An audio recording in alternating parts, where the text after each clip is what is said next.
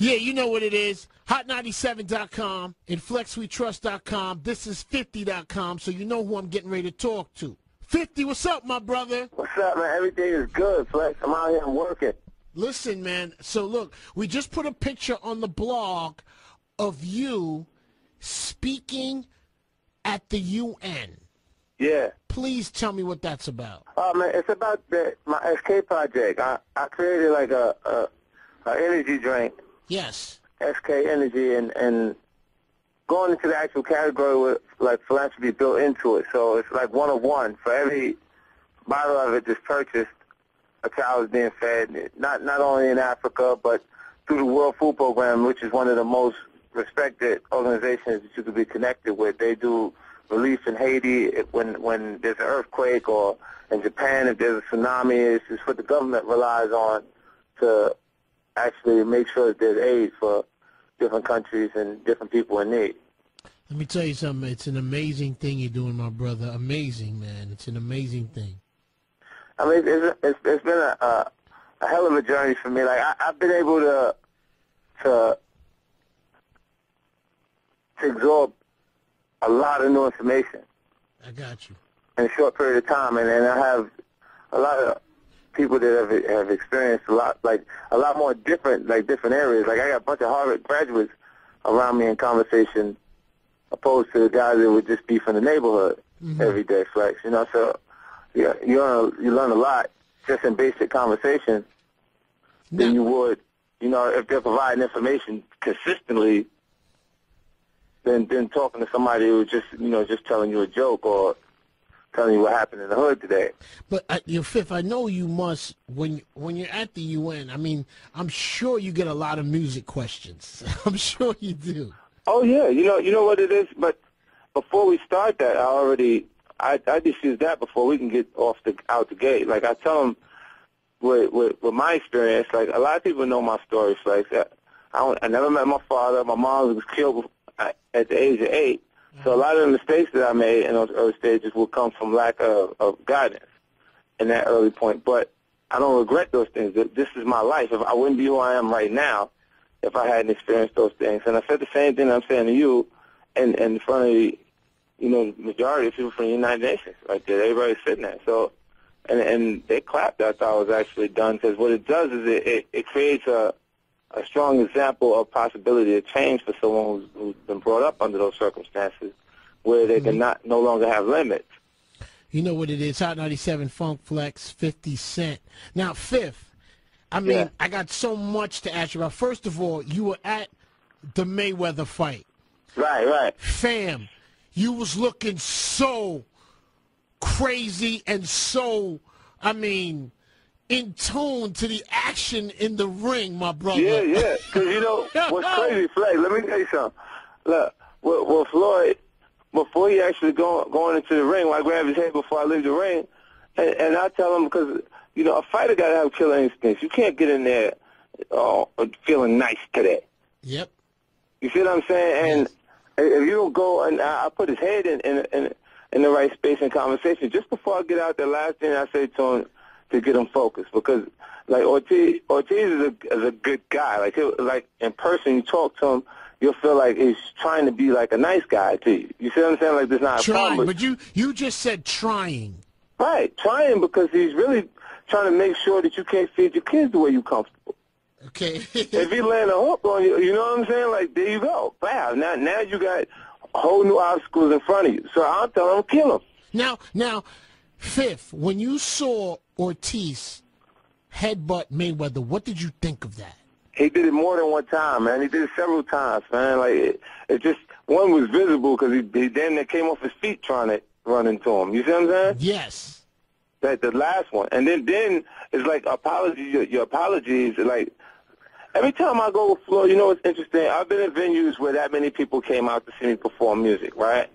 But those people generally are fans of 50 Cent. Got you. Now, when we go, every time we come out into the arena, they boo us. It's Mexico out there. The last time me and the De La Hoya fight, it was Cinco de Mayo.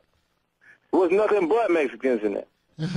when you know what I'm saying? What's interesting is Floyd is a part of pop culture. He is our Muhammad Ali. He's that guy that, you know, for right now, for this time period, that on the fighter end, it is completely in tune with everything that's going on in the culture. This is why when you look at 24/7, you'll see all kind of artists popping up just to say what's up. Fifth, let me tell you something. I was not a full Mayweather fan, like fully, until this fight, because I feel like I understand him a little better. Like, and I'm gonna go out on a limb on the Pac-Man comment, but yo, he gets in there by the first, second, third round. He's taking a couple blows and a couple things, and people get confused. But he's really feeling out that fighter to see what he got. It ain't gonna take. Look, he got 7 minutes, right? He got 7 minutes to do something. And then impressive. And then after that, he takes over the fight. But he doesn't do it the same way every fight. It's a different tactic he uses each fight. Yeah, because Floyd don't need a particular game plan. It's instinct.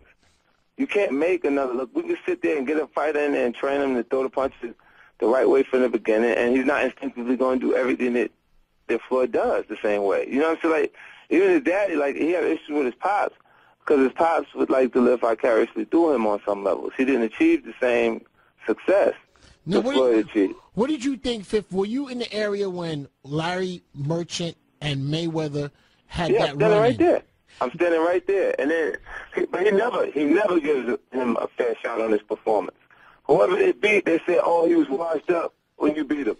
And then Dingo send the same person he just beat to Pacquiao. Mm-hmm.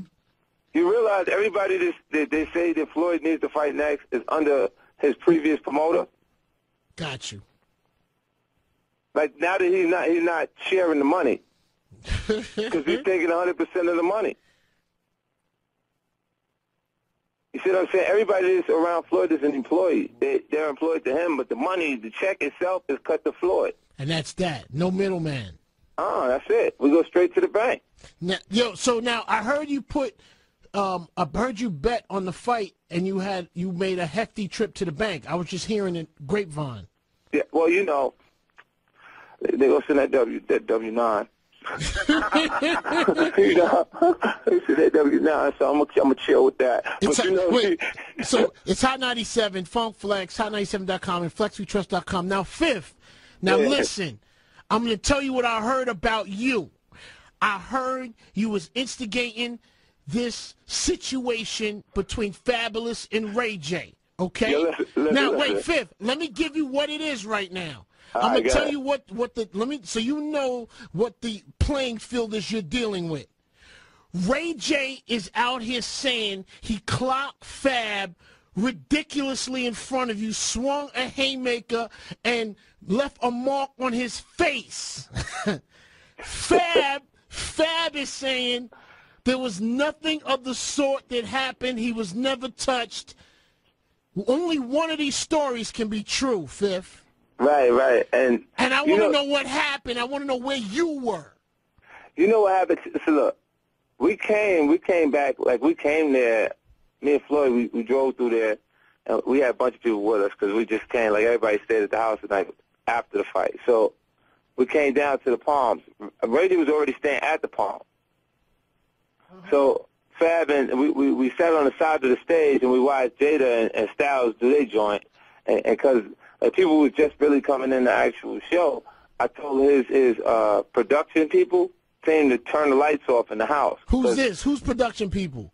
Jada and Styles crew. I told them to turn the lights off in the house so they perform to their regular standards. Because when you look at the crowd and ain't nobody moving, you don't move. Got you. You know, and I was just like, it's just stuff that I learned, you know, while I'm out on tour and on the road, because I had artists and acts that I got to watch to make sure they're doing the best performance all the time. So I just told him that, and then he fixed it. We sat there, watched their whole show, and then we left because we knew they had to come off the stage, and that's where we was at. So we went to the actual hallway, and then Styles and Jada came over. We got a chance to kick it for a few minutes. They went in the dressing room. They soaking wet from the show. Then Fab crew starts to come through. Now, me and Fabolous, we just came off Australia run.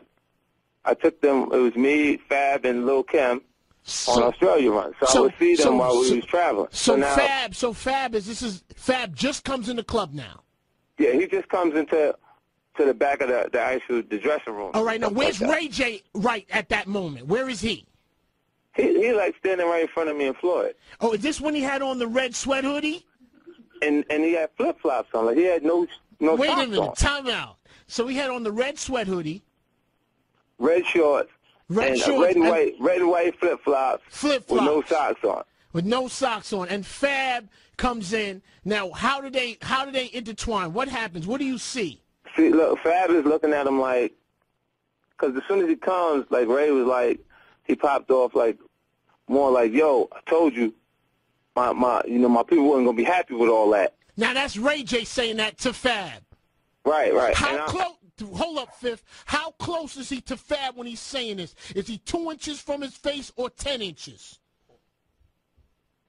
About 5 inches. He's like 5 inches from his face? Yeah, like he got pretty close to him. Wait, he's saying that. So wait. Time out, Fifth. Is there any finger pointing or body touching? What happened was he like nudged, like he like pushed him. Wait, whoa. Who pushed you? Are you saying that Ray J pushed Fab? Listen. Ray J was like, yo, like before, as the conversation was starting, like he tapped him. He was like, yo, I told you my people weren't going to be happy with all that. Wait a minute. When you say tapped, on the shoulder? Yeah, like both shoulders at the same time.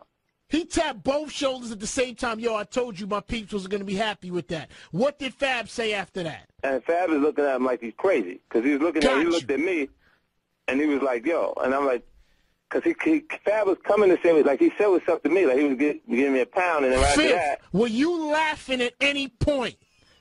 No, I didn't get funny because, look, one of the Fab people, look. Were you instigating it?